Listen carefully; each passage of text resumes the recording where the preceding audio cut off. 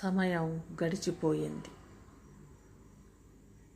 ఎలా గడిచిపోయిందో తెలియదు.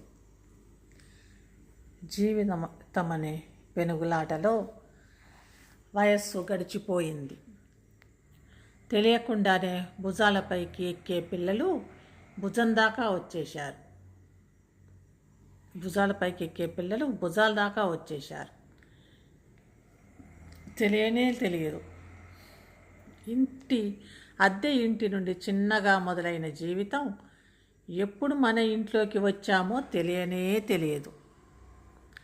ఆయాసంతో సైకిల్ పెడలు కొడుతూ కారులో తిరిగే స్థాయికి ఎప్పుడొచ్చామో తెలియనే తెలియదు. ఒకప్పుడు తల్లిదండ్రుల బాధ్యత మాది, కానీ ఇప్పుడు నా పిల్లలకు నేను బాధ్యతగా మారాను. ఇది కూడా ఎలా జరిగిందో తెలవనే తెలియదు. ఒకప్పుడు పగలు కూడా హాయిగా నిద్రపోయేవారం, కానీ ఇప్పుడు నిద్ర రాని రాత్రులు ఎన్నో. ఇది కూడా ఎలా జరిగిందో తెలియదు. ఒకప్పుడు నల్లని కురులను చూసుకొని గర్వంగా వగలిపోయేవాళ్ళం.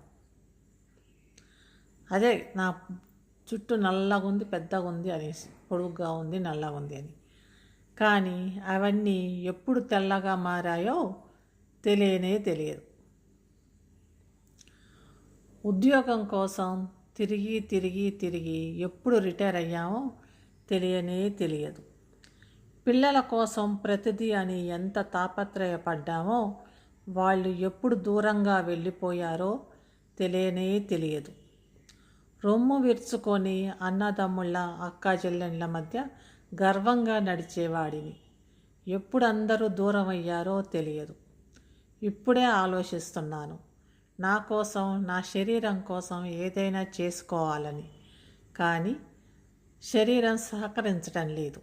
ఇవన్నీ జరిగిపోయాయి, కానీ కాలం ఎలా గడిచిందో తెలియనే తెలియదు.